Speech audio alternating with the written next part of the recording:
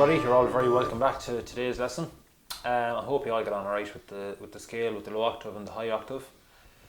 Today we're going to be going through a little bit on breathing and the correct way to breathe.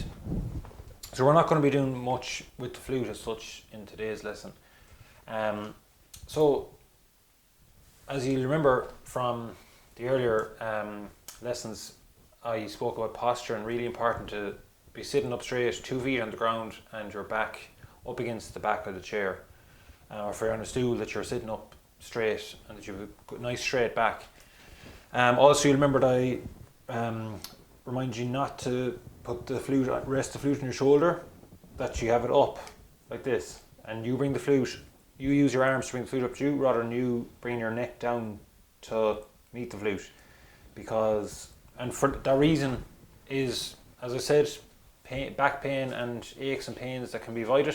And also, if you do that, it ensures that your body is straight and that your lungs are straight and that they're not bent over, or that you can fill your lungs up to full capacity. Now, we might have some singers in the class, and they'll understand what I'm just going to talk about here now. So it's the correct way to breathe for the flute is from your diaphragm. So the diaphragm, it's a muscle at the bottom of your lungs. And what you want that to do, you want the diaphragm to pull down when you're breathing in. So it pulls down your lungs and it fills them up that way. And it's the best way to fill your lungs up to their full capacity, and also it gives you great control over your breath when you're playing the flute. So basically, when I'm breathing in, my stomach or belly, it goes out because the diaphragm is pulling that the diaphragm muscle is pulling down the lungs. So that makes my stomach go out. So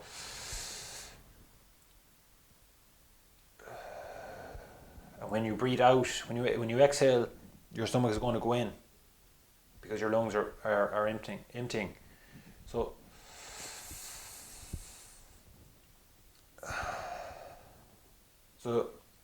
if you can see, my belly is going out as I inhale and it's going back in as I exhale.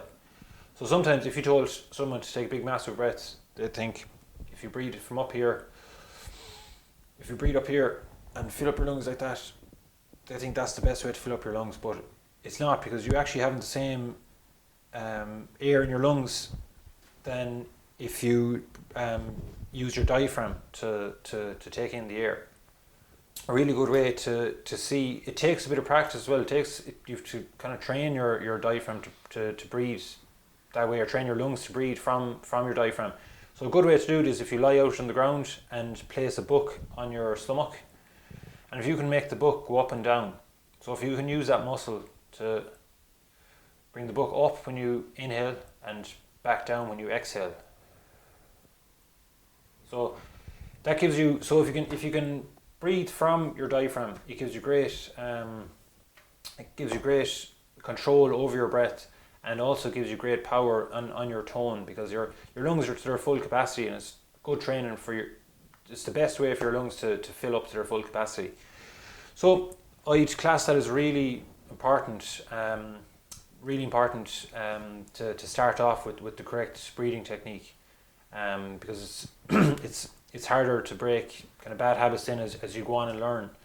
So just that's a really important factor.